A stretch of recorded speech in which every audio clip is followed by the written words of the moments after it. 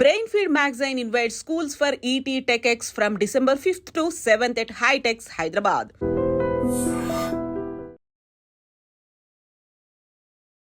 నమస్కారం, welcome to I dream. నేను మీ ఝాన్సీ. ప్రస్తుతం మనతో వేద పండితులు, పురోహితులు కుందుర్తి పవన్ కుమార్ శర్మ గారు ఉన్నారు. ఈరోజు చాలా మంచి విషయాలు ఆయన అడిగి తెలుసుకుందాం. నమస్కారం గురుగారు. నమస్కారం గురుగారు. చాలామంది దిష్టి తగిలింది అంటూ ఉంటారు. అంటే ఎవరైనా కొంచెం మంచిగా అలంకరించుకొని బయటికి ఫంక్షన్స్కి వెళ్ళినప్పుడు, అలాగే ఇంటికి కూడా దిష్టి తగిలింది అని చెప్తూ ఉంటారు. ఇందులో నరదిష్టి అని చెప్పి, ఇంటికి దిష్టి తగిలిందని చెప్పి, మన ప్రొఫెషన్లో కూడా నేను ఎదగలేకపోతున్నాను, ఎవరి దిష్టి పడిందో, ఇలాంటివన్నీ చెప్తూ ఉంటారు. నిజంగా ఇవి సొంత అభిప్రాయాలు, వాళ్ళకి వాళ్ళు అనుకున్నవా? నిజంగానే ఇట్లా దిష్టి, నరదిష్టి వస్తువులకి, అంటే ప్రాణం ఉన్న మనిషితో పాటుగా ప్రాణం లేని వస్తువులు కూడా దిష్టి తగులుతాయి, ఇవన్నీ నిజమే అంటారా? ఖచ్చితంగా మంచి విషయాలు మనం ఇవాళ చెప్పుకోబోతున్నాం. శ్రీమాత్రే నమః, శివాయ గురవే నమః. మీరు అడిగిన ప్రశ్న చాలా విలువైంది. లోకంలో అందరూ ఎదుర్కొంటున్నటువంటి ప్రశ్న. అయితే నరుడు యొక్క దృష్టికి నల్లరాయి కూడా పగులుతుంది అనే ఒక వాక్యం. అట్లాగే ఈ దృష్టి అనేటటువంటి మాటకి మనం చూసేటటువంటి యొక్క దృష్టి యొక్క ఫోర్స్కే మనం దిష్టి అనే మాటను అంటూ ఉంటాం. సహజంగా ఇదివరకటి రోజుల్లో మనకి ఎదుటివారి ఎదుగుదలని పట్టించుకునే పరిస్థితిగా లేదు. మన పెద్దలందరూ కూడా చాలా ఇళ్ళు ఉన్నవాళ్ళు ఆనందంగానే ఉన్నారు, ఇళ్ళు లేని వాళ్ళు ఆనందంగానే ఉన్నారు. కానీ ఇవాళ మనకి ఖచ్చితంగా ఉండవలసింది, ఖచ్చితంగా ఒక సొంత ఇల్లు కలిగి ఉండడం అనేటటువంటిది కూడా ఒక ముఖ్యమైన పాత్ర. దాంతో చిన్న వయస్సుల్లోనే వాటి మీద సంబంధించినటువంటి పనులు మొదలు పెట్టడం. ఉదాహరణకి ఒక 25 వచ్చేసరికి అందరూ ఇళ్ళు కొనుక్కోవాల్సినటువంటి పరిస్థితి ఇప్పుడు మనకు కనపడుతుంది.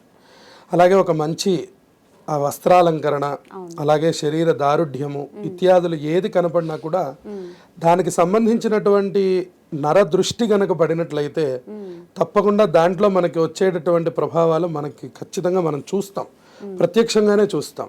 ఇందులో ఒక పాజిటివ్ ఎనర్జీ ఎట్లా అయితే ఉంటుందని మనం నమ్ముతున్నామో, పగలు ఎట్లాంటిదో రాత్రి కూడా అట్లాంటిదే. తప్పకుండా నెగటివ్ ఎనర్జీ అనేటువంటిది కూడా ఖచ్చితంగా ఉంది.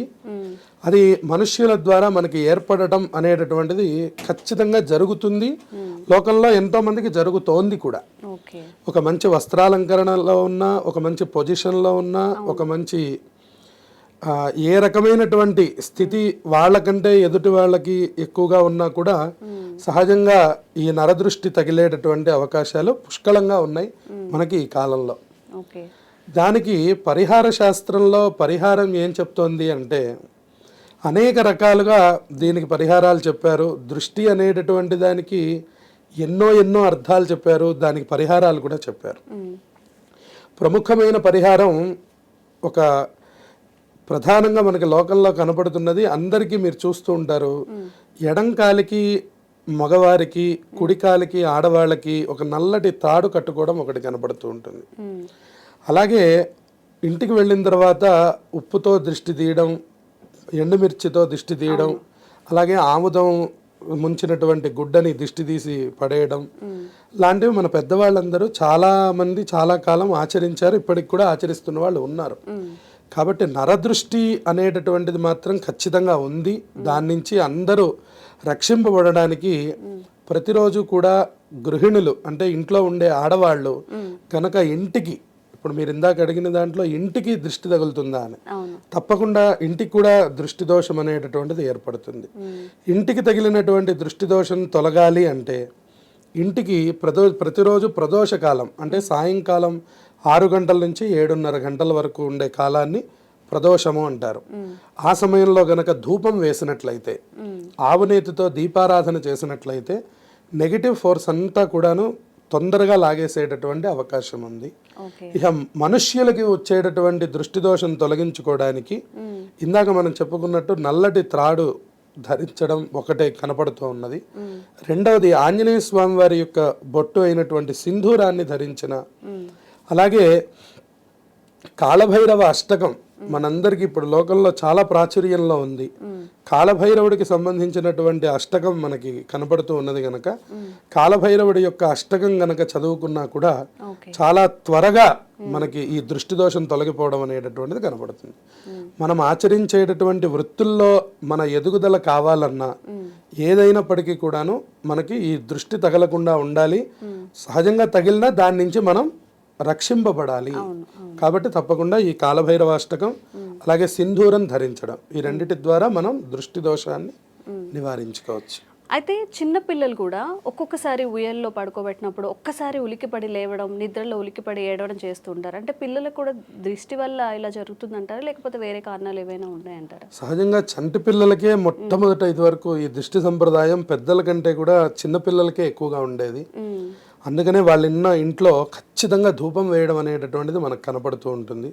చిన్నపిల్లల్లో చాలా ఎక్కువగా ఉంటుంది కాబట్టి సుమారుగా 3 సంవత్సరముల ప్రాయం దాటేంత వరకు కూడా మనకి ఇందాక మనం మాట్లాడుకున్నట్టు ఈ నల్లటి తాడు వాళ్ళకి ఎప్పుడు కూడా కట్టి ఉంచడం, అలాగే వాళ్ళకి దిష్టి పూసలు అని ప్రత్యేకంగా ఉంటాయి, అవి వాటిని ధరింప చేసి ఈ ధూపం వేస్తూ గనక ఉన్నట్లయితే వాళ్ళకు కూడా ఆ దిష్టి తగలకుండా ఉండడానికి తగిన ఏర్పాట్లు పెద్దలందరూ కూడా చేసి పెట్టారు గతంలోనూ. ఈ నరఘోష అనేటటువంటిది మాత్రం లోకంలో చాలా ప్రధానంగా మనకి ఉన్నది. దాన్ని ఖచ్చితంగా తొలగించుకునేటటువంటి ప్రయత్నాన్ని మనం అందరూ కూడా చేయాలి. ఈ కాలభైరవుడి రక్ష ఏదైతే ఉందో అది బాగా ఉపయోగపడుతుంది. అట్లాగే ఆంజనేయ స్వామి వారి యొక్క రక్ష కూడా ఉంటుంది. అలాగే మన ఇంటి ఎదురుకుండా కూడా మనకు ఉండేటటువంటి గుమ్మడికాయ కూడా మనల్ని బాగా రక్షిస్తుంది. ఇక రెండవది అంటే తీవ్రమైనటువంటి ఇబ్బందుల్ని ఎదుర్కొంటున్నటువంటి వాళ్ళకి ఎర్రటి ఒక జాకెట్ బట్టలో 1.5 కిలోల పటిక అని మనకి దొరుకుతుంది. పటిక అంటారు దాన్ని, పూజా స్టోర్స్లో మనకి బాగా దొరుకుతుంది. అటువంటి పటికని తీసుకొచ్చి ఒక మూటగా కట్టి గుమ్మమునకు తగిలేటటువంటి రీతిలో, అంటే మన గుమ్మం యొక్క కవాట ద్వారానికి కరెక్ట్గా గుమ్మానికి టచ్ అయ్యేటట్టుగా దాన్ని వేళ్లాడి తీసినట్లయితే కూడా లోపలికి వచ్చే వాళ్ళ నెగిటివ్ ఫోర్స్ అంతా కూడా ఆ పట్టిక లాక్కుంటుంది అనమాట. సహజంగా ఎవరింట్లో అయితే బాగా చికాకులుగా ఉంటుందో, ఎవరింట్లో అయితే మనం అనుకున్నట్టు గొడవలు లేదంటే ఎవరికి సఖ్యత లేకుండా ఉంది, అలాగే మేము చాలా ఇబ్బందులను ఎదుర్కొంటున్నాము, అందరూ ఉద్యోగాలు చేస్తున్నాము కానీ ఎవరికి సుఖం లేదు అనే అభిప్రాయం ఎవరికి కలుగుతుందో వారు ఈ పట్టికను గనక ఏర్పాటు చేసుకుంటే సుమారు ఒక 40 రోజుల నుంచి 2 మాసాల్లో మంచి రిజల్ట్ అని చూస్తారు. దాని ద్వారా మంచి శుభ ఫలితాలు కూడా ఉంటాయి. గుమ్మడికాయను కూడా గమనించాలి. మనకి ఈ దృష్టి పోయేటటువంటి లక్షణాల్లో గుమ్మడికాయ కూడా మనకి ఎప్పుడూ ఒక సంకేతాన్ని ఇస్తూ ఉంటుంది. కొంతమంది ఇళ్లలో గుమ్మడికాయని ఉబ్బడం చూస్తూ ఉంటాం, గుమ్మడికాయ దానంతట అదే పగిలిపోవడం చూస్తుంటాం, అలాగే గుమ్మడికాయ దానంతట అదే కుచించుకుపోవడం అంటే బాగా దగ్గరగా అయిపోవడాన్ని చూస్తాం అన్నమాట మనం. ఇవి కూడా మనకి ఒక రకమైనటువంటి సంకేతాలు అన్నమాట. వాటిని కూడా గమనించుకొని మనకున్నటువంటి వాటి ద్వారా మనం తగినటువంటి పరిహారాలు ఆచరించాలి అని మనకి శాస్త్రములు తెలియజేస్తాయి. అయితే గురుగారు మీరు పటిక కట్టుకోవాలి అని చెప్పారు కదా, ఇప్పుడు నార్మల్గా గుమ్మడికాయ అంటే మనం కుళ్ళిపోయిన తర్వాతనో లేకపోతే ఏదైనా పాడైపోతే తీసేస్తాం, మళ్ళీ కొత్తది పెట్టుకుంటాం. మరి ఈ పటికని ఎన్ని రోజులకి మార్చచ్చు, అంటే ఏదైనా నియమాలు ఉన్నాయా దానికి? పటిక అనేటటువంటిది మినిమం 6 మాసాల పాటు ఒకటే రకమైనటువంటి పటికని మనం ఏర్పాటు చేసుకోవచ్చు. వీటిని మనం సహజంగా దసరాల్లో ఒకసారి కట్టుకోవచ్చు. మళ్ళీ చైత్రమాసం అంటే సంవత్సరం మారి ఉగాది పండగ నుంచి శ్రీరామనవమి లోపల వచ్చే నవరాత్రులు అసలు ఈ పటికలు కట్టడానికి చాలా మంచి రోజులు అని పరిహార శాస్త్రం మనకు చెప్తుందన్నమాట. ఈ 2 ఉగ్రమైనటువంటి రోజులు. ఈ రోజుల్లో గనక పటిక కడితే వాటి ప్రభావాలు ఎక్కువగా ఉంటాయి. అయితే ఇది ఈ మధ్య కదండి మేము చూసాము, మీరు చెప్పింది ఈ మధ్య కదా అంటే మీరు ఎప్పుడు చూసినా కట్టుకోవచ్చు. దీనికి 6 మాసాల గడువు ఉంటుంది. ఎప్పుడు పటిక కట్టినా ఒక 6 నెలల పాటు దాని యొక్క ప్రభావం మనకు ఉంటుంది. మళ్ళీ 6 మాసాల తర్వాత మళ్ళీ మార్చి మళ్ళీ అదే విధానంలో కట్టుకోవాలి. ఇది కట్టుకోవడానికి కూడా ఆదివారం లేక గురువారం మంచి రోజులు అన్నమాట. ఆదివారం కానీ గురువారం కానీ కడితే అది మంచి ప్రభావాలను ఇస్తుంది. అంటే అక్కడ ఇక్కడ పడేయద్దు అంటూ ఉంటారు. ఇప్పుడు మనం గుమ్మడికాయలా కానీ చాలా జాగ్రత్తగా ఎక్కడో చోట వేస్తూ ఉంటాం. పటిక విషయంలో కూడా అదే నియమాలు ఉంటాయా? పటికని ఎక్కువగా నీళ్లలో కలిపేయడం అనేటటువంటిది మనకి ఎక్కువ కనపడుతూ ఉన్నది. పటికని ఎక్కడైనా గనక మనం వెళుతున్నప్పుడు ఏ చెరువైనా ఏ గుంట అయినా కూడా వీలైనంత వరకు అది అంటే అది ఏమి తగ్గిపోయే లక్షణం ఉండదు దానికి, అది పూర్ణంగా అలాగే ఉంటుంది. పటికకి తగ్గిపోదు. కాబట్టి అది అలాగే కనపడుతూ ఉంటుంది. కాబట్టి మనం వెళ్ళేటప్పుడు ఎక్కడైనా సరే ఒక నీళ్ళల్లో గనక దాన్ని విసిరేసినట్లయితే మనకి ఆ ప్రభావం మనకు కనపడదు. ఓకే. మన ఇంటి చుట్టుపక్కల ఎక్కడ మనం పడేసినా కూడా అది కనుక ఓపెన్ అయితే కనుక తత్ప్రభావం మళ్ళీ మన మీదకి వచ్చే అవకాశం ఉంటుంది. ఓకే. అందుకని వీలైనంత వరకు నీళ్ళల్లో పడేయడం మంచిదైనటువంటి విషయం. ఓకే. నీళ్ళల్లో పడేసి మళ్ళీ కొత్తది కట్టుకోవడం, పాతది తీసుకొని వెళ్ళి నీళ్ళల్లో పడేయడం. అవునవును. ఇప్పుడు దానివల్ల మనకు కూడా ఏ ప్రభావం రాకుండా ఉండాలి, అలాగే వేరే వాళ్ళకి కూడా వేరే ఏమీ వాళ్ళకి కూడా జరగకుండా ఉండకూడదు కదా. అందుకని మరి అదొక పాపం మనకు. తప్పకుండా ఇది నీళ్ళల్లో పడేయడమే మంచిదైనటువంటి సన్నివేశం. ఓకే. లేదా ఏదైనా దట్టంగా ఉన్నటువంటి చెట్లల్లో పడేయవచ్చు. మా దగ్గరలో ఎక్కడ నీళ్లు లేవండి చూద్దామన్నా అనే అభిప్రాయం కలిగిన వాళ్ళు ఎవరైనా సరే అటువైపుకి ఎవ్వరూ వెళ్ళరు అని అనుకున్నటువంటి ఒక దట్టమైనటువంటి చెట్లు ఉన్నటువంటి ప్రాంతాల్లో పడేయవచ్చు. ఓకే. ఓకే. వీలైనంత వరకు నీళ్ళల్లోనే పడేయాలి.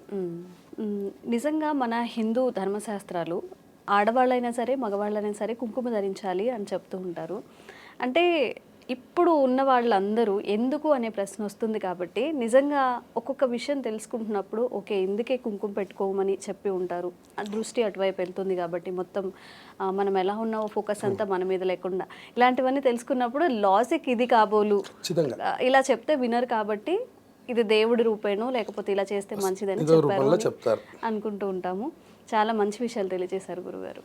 ధన్యవాదాలు. శుభం.